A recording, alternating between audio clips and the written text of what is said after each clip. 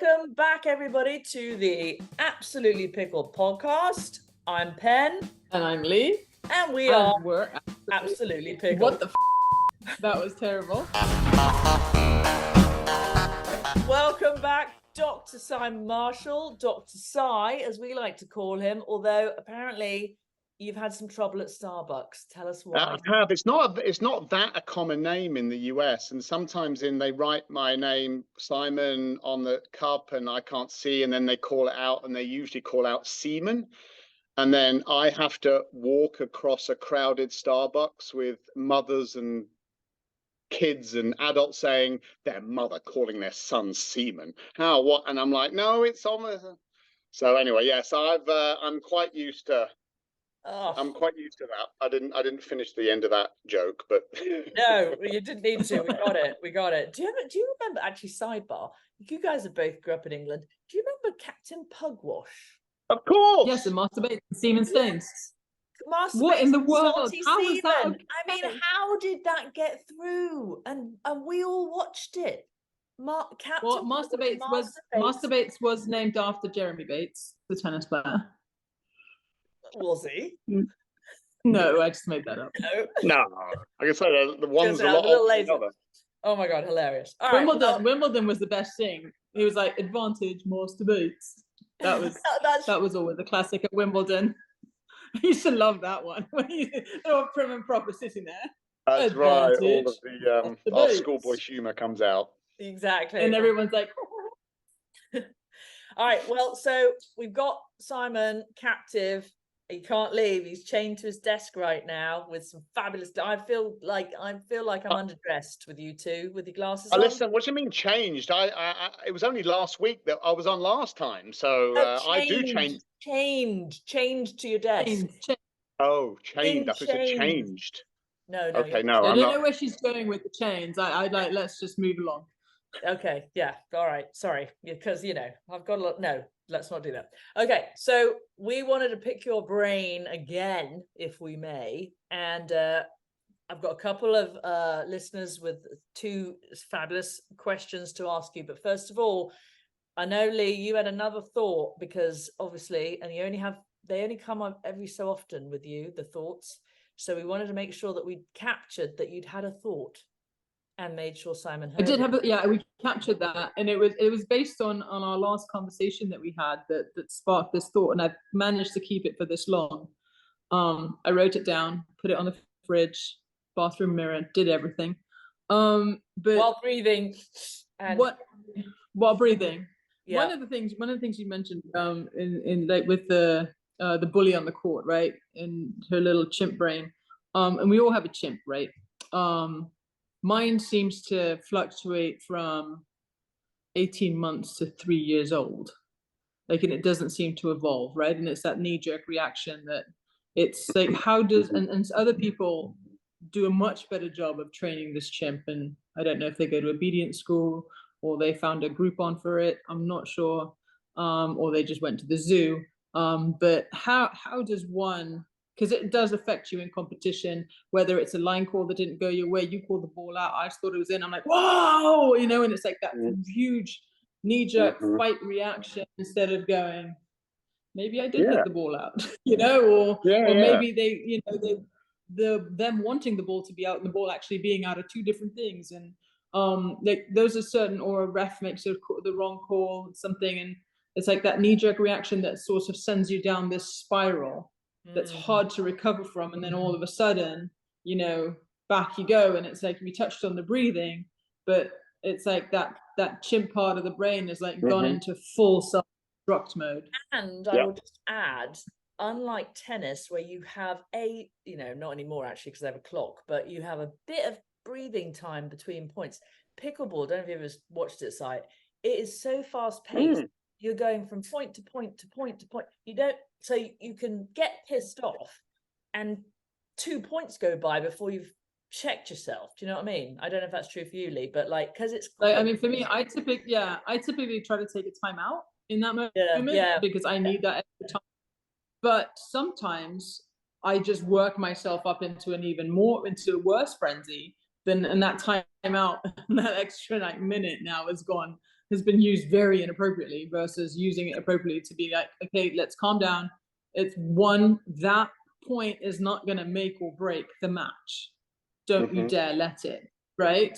But yet inadvertently, it's when if you ask how the match went, you're like, oh, she hooked me at 5-4. Can you believe that?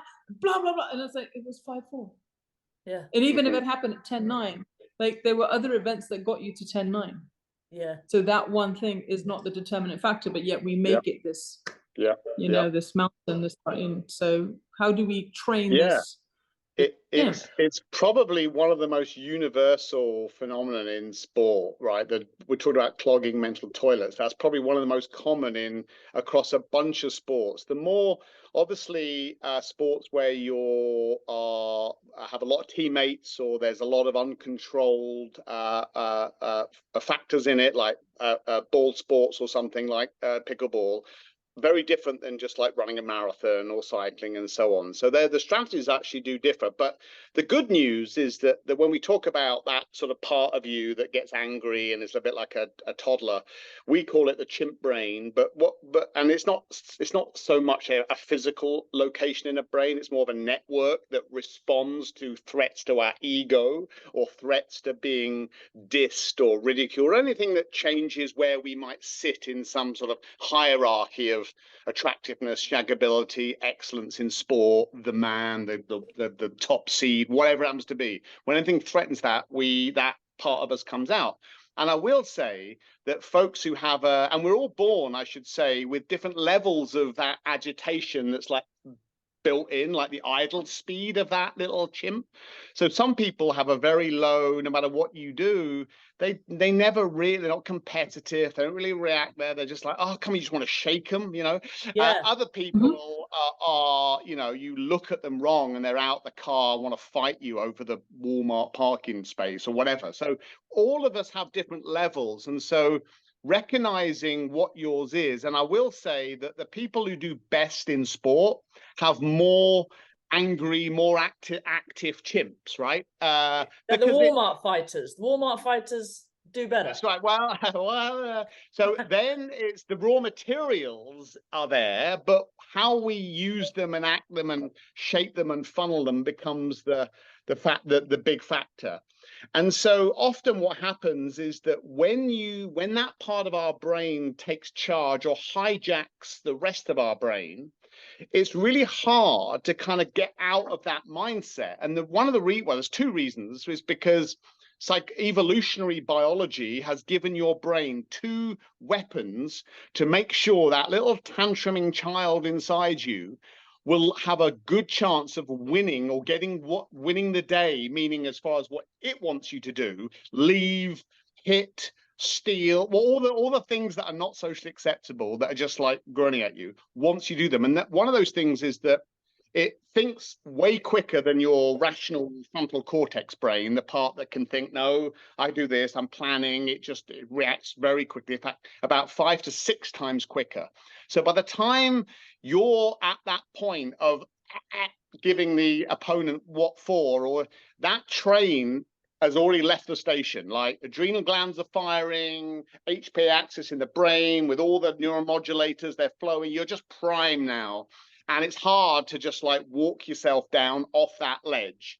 There are some things that you can do, but that's one of the things that it does. It does very quickly. It's already active. The second thing that it does is the moment it gets activated, it secretes other hormones and neuromodulators that placate the rational part of your brain, almost like numbs it from acting rationally.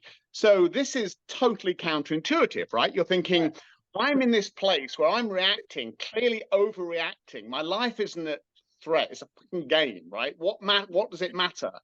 But unfortunately, the part of your brain that can act responsibly and logically and has been almost like one hand has been tied behind its back by this reaction. And the reason for that is because it's a terrible survival strategy, evolutionary wise, to start to want to know more and approach stress versus avoid stress, right? So who's going to walk towards, if you're logical, say, oh my God, I think they're holding a gun or a knife or whatever. I think it could be a pen. It could be, let me just go up and have a look. that logical to try is a terrible survival strategy. You need to get the fuck out. Right. So Yep, it was a gun. exactly. So your brain, What? that little tantruming part, has bollocks. been designed Wrong. to bully you into subservience so that you listen to it.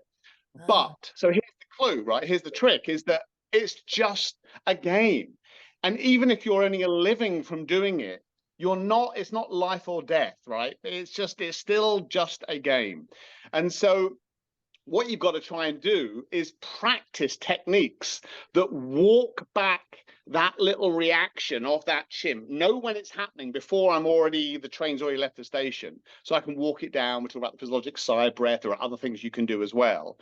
Or if it's already left the station, then we have a phrase for it in everyday language called "we shoot from the hip," right? We just like we get out, we respond to the email, and we respond on Twitter or on Instagram to that thing. And if only if I'd have waited 24 hours or 30 seconds, that little physiological soup that's paralyzing and just eventually dissipates. Now you can help it dissipate even quicker by doing some things, but it will eventually dissipate. So the gap between the stimulus, we're using some psychological terms here, sorry, the gap between the stimulus, the woman or the umpire, whoever it is that's agitating you, the road rager, and the response, what you do about it, the goal is to make that as long as possible without it being weird or awkward, right? So if someone is in your face and you are just like not saying anything, that could make them even angrier. So that's not appropriate. But you want to try, wherever possible, give yourself as much time as possible. Even if you do nothing with that time, you just let the time pass before you react or respond, right?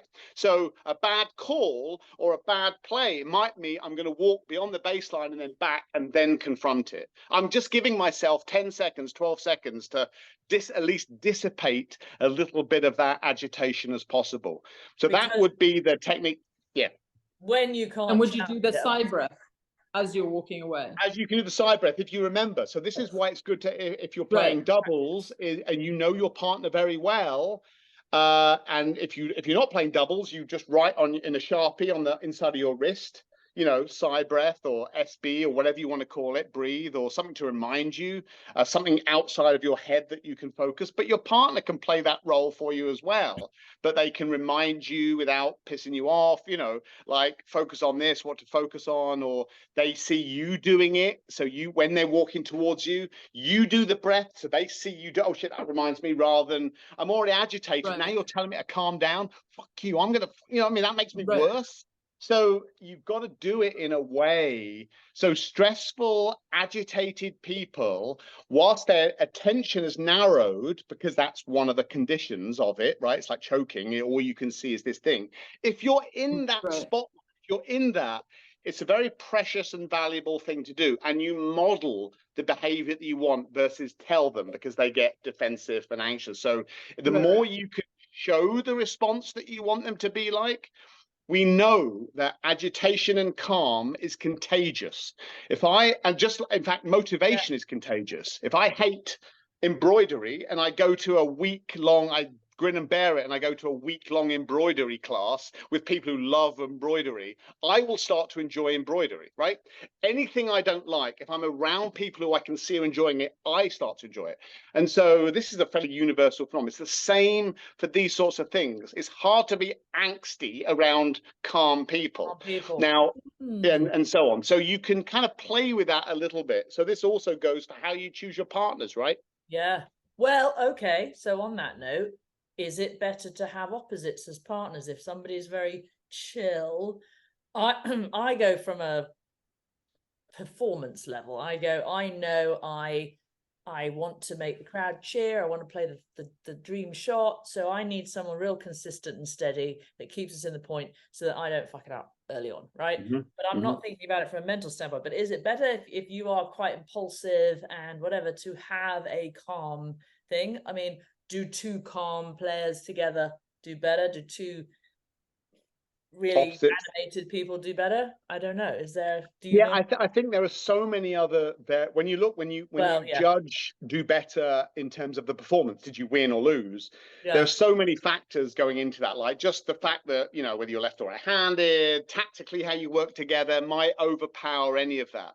We right. do know from the research on teams, any sport that has more than 2 or 3 people in, so pairs would doubles would work for this, is that you don't need to, successful teams don't need to like one another. In fact, successful teams can hate one another and still be really successful. So Yeah, you don't need friendship. Now, of course, we're not doing it for a living, and we're doing it hopefully to be good citizens and enjoy the game and the rest of it. So you do want to play with nice people, but it's not a requirement.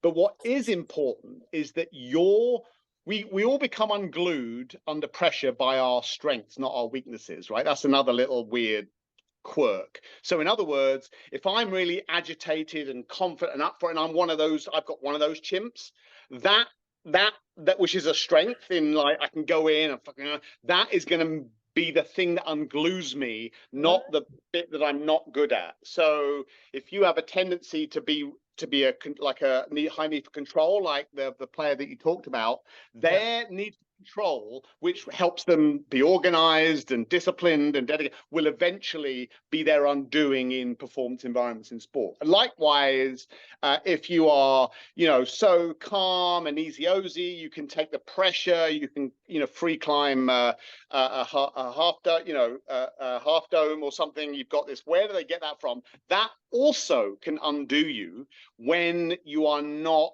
agitated, or you need to be agitated and active, or you need to be sort of up for it. So usually it's those strengths that come on that unglue us.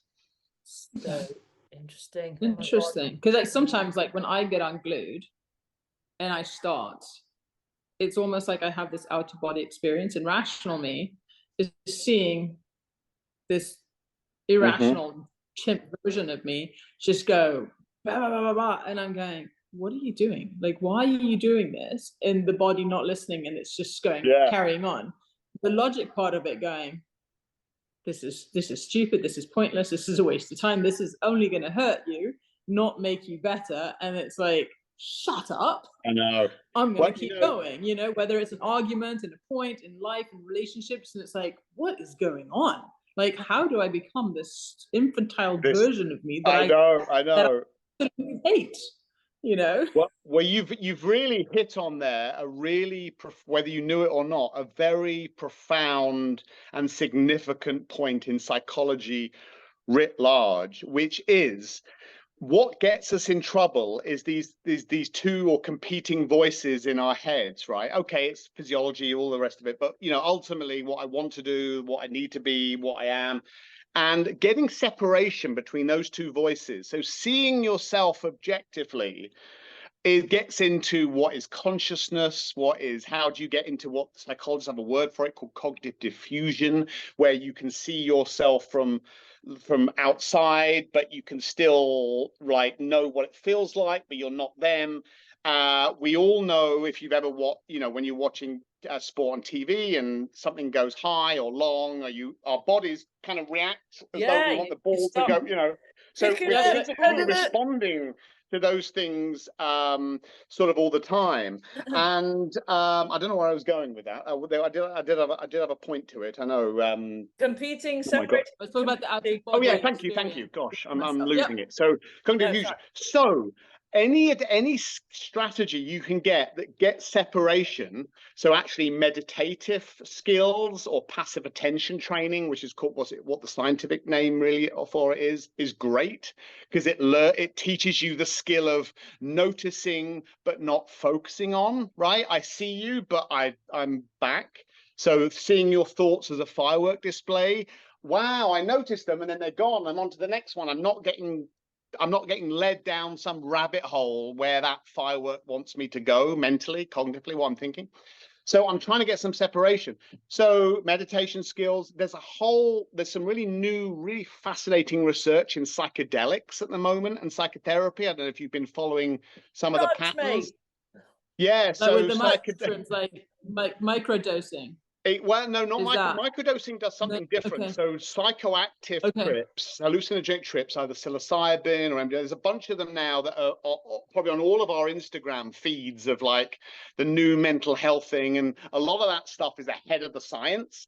But I will say the studies that we do have had remarkable quick turnarounds in treatment resistant issues like depression and anxiety. I'm trying this, and I have one of these therapist guided psychedelic sessions, and that part is important. I don't want to make this all about drug taking and psychedelics, but that area, that what's happening when you take psychedelics, you get something called atomization, which means that your thoughts almost like come out. It's really strange to think about this, but your consciousness, what you're thinking about on a daily basis, almost is like separate from your body. It's like an out of body experience. And any chance you get to have those sorts of experiences, and you have the wherewithal to think about how that relates to something that you're dealing with or struggling with or trying to improve on, versus I'm at Burning Man and fucking, rather than one of those examples. That's why the therapy assisted part is important, because they are talking to you and you're telling them what you're seeing or thinking, and they are guiding you to avoid things or walk towards things and so on. So that's another great way. But that cognitive diffusion, there's a whole school of psychotherapy devoted to just that principle. It's called acceptance and commitment therapy, ACT, and it's phenomenal. I use it a lot. In our book, in fact, Lee, if you've had a chance to read it yet, there's an exercise with a chessboard and getting yourself to see you're the chess player and using the analogy of chess pieces in a board of things that you can control and your mindset, and you're the player. That's a ACT, cognitive diffusion exercise, for that very reason. The more you practice seeing yourself like you're sat in a little drone hovering alongside you as you're playing, oh, that's when so and so. See where she passed me then? Oh my God, I was so mad. I wanted to. So it really helps to have the more separation that you get, the better. So I would say, that having that, talking to yourself as a coach, get your shit together, you're acting like a child, whatever, is helpful, because you're getting that separation between what you think, those two kind of chimp voices, and your logical, smart person voice. Before we run out of time with you, mate, so two AP questions, could be for both of you. So I need to tell you that Janine from Atlanta, Georgia wrote in, and she said, there's a lady that plays in our league that I just can't stand. She is so unlikable. She makes bad line calls, and everyone dreads playing against her. What can I do to adjust my attitude so that I can beat her and not get so frustrated? I will give the infantile response, and you can give the logical adult response. My response would be just put her in the hospital. Just hit her every chance you got. No, it's hard when you're playing somebody that you can't stand, but a lot of it is like, for me anyway, on the court, it's you always play people, and whether so and so hooked you last week, or this person's notorious, everyone talks, oh, this person does bad line calls and blah blah blah blah blah. And if you get caught up in the details of it all, or the person of it all, then you've lost the focus. And it's like, at the end of the day, yes, you're playing against two people, but essentially you're playing a yellow ball. It's a plastic ball. So you got to focus on the ball and not the people. And almost like I try to make them faceless. So I focus on the ball and the paddle and what's happening there, and I try not to give them any energy and attention or make them bigger than I already maybe did before I came on the match in my head. But the other thing you can do too is like compliment, like, oh my, that's an amazing forehand. Oh, like reverse psychology. Right? So yeah, like, that's amazing. You've been playing amazing. Just try to compliment them too, and like break them that way too. Because if you tell someone they're doing great, they're going to do terrible next week. It's like, I'm untouchable, and they start missing. Mind games. Was never very That's good. right. Yeah, we haven't talked about psychology in the dark arts here for sport. No. There are plenty of those tactics, but I would agree with Lee there. That's Probably a good a strategy. I probably wouldn't go down the harm way. One other strategy is just to from the the legal goal. standpoint. The goal is still to play your own game, right? So the end result is the same, because she's like, they don't exist. It's harder when that person is, you've been paired with them, maybe. But it's also a reframing opportunity. So one of the things I would say is that it's the difficult times that make us as athletes, not everyone feels great with a, as we say in cycling, downhill with a tailwind, right? Everyone feels great. What makes you as an athlete is that how you cope with adversity and resilience. That's what increases resilience. And I would start to see those situations as adversity situations. I'm being sent this troubled person that's going to test every ounce of me, but by God, is it making me better at coping with people like that? So I need more experiences of awful people to become so good at awful people that it doesn't make any difference. Or I can even go one step, I can be a Jedi master at dealing with awful people. I can not only blank them out, I can make them be less awful. I can start modeling behavior, I can counsel them, I can talk to them aside, I can what have you. But if the goal is simply just to get through this without then, this has been sent to test me, this is a good opportunity, bring it on. The worse it is, the bitchier you are, the better. It's a test for me of how I'm going to cope, and that is a good thing. That's amazing. And you mentioned Jedis, and we all love Star Wars, so now I'm completely inspired, and I can't wait till the next bitch tries to come on at me, and I'm going to give her hell. Oh my God. That was brilliant. Well, Janine from Atlanta, Georgia, there's your answer. Thank you, Janine. Wait. Alexa from Seattle, Washington asks, I'm a really consistent player, and I often win when I'm in any dink battles. So Simon, again, I don't know if you know about dinking. Yeah, I do. Right? Yeah. But I get really intimidated by some players who are hardcore, what we call bangers. So, you know, in the nicest possible non-English way, they hit the ball hard.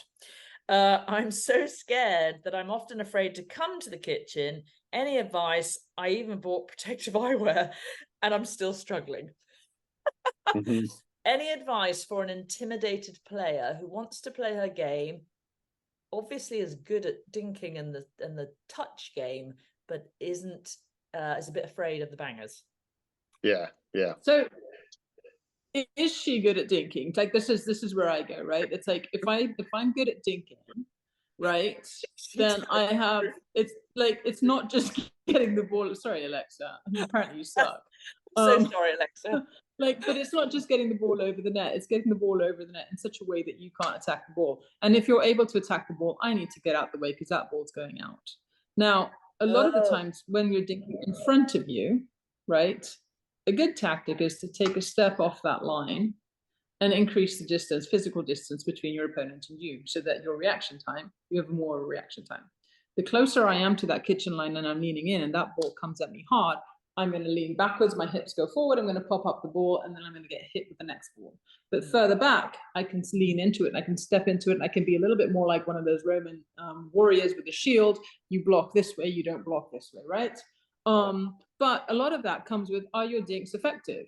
And if they're able to attack your dinks, then obviously you are not a good dinker. You're just getting the ball over the net.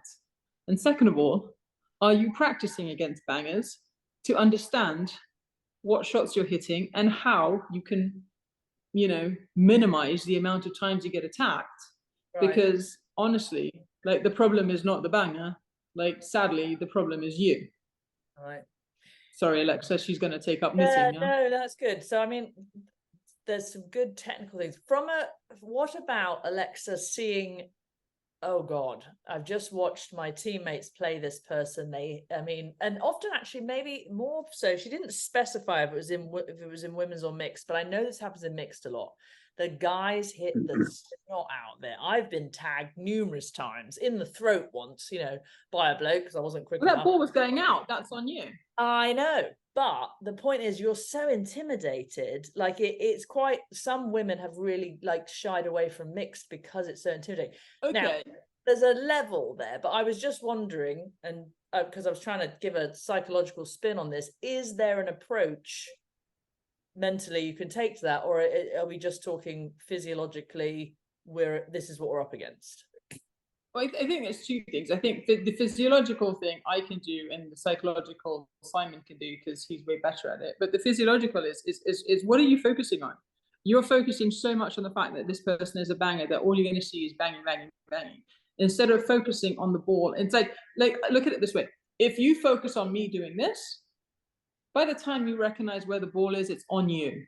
That's too late, right? You're not focused on the ball, which is the important thing, right?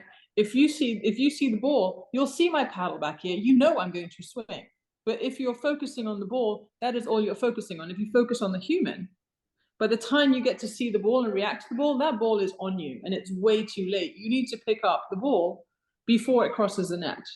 The earlier you can pick up the ball, then the easier you're going to have a time, right? So that a lot of the time is we get so focused on the fact that, oh my God, I'm playing pen. She's going to hit the crap out of the ball. She's going to hit me all day long. I can't style. What am I doing? I just focus on your movement. The minute you move, I'm like, yeah, right? I go into this mode versus going, it's just a freaking plastic ball. Let me focus on the ball. And if my partner's popping it up or I'm popping it up, back the F up.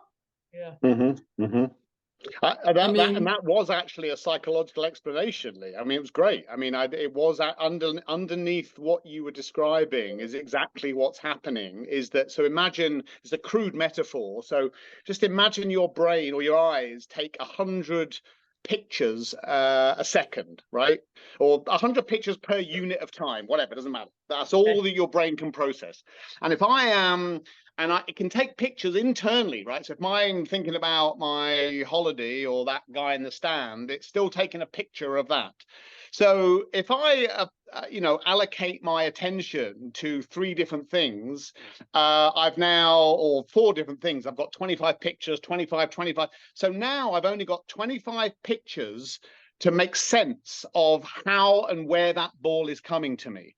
The moment you start to have all 100 pictures been taken on what we call task relevant cues, what you should be focusing on, when all pictures are taken on that one thing, it feels like time slows down. It feels like you have all the time in the world, right? The reason is because of how we're processing information. So I would say attentional retraining for that person, doing a lot of work on knowing what the cues are to focus on, so that you know where the ball's going. It might be you're trying to read the kind of stroke it is, the position, whatever.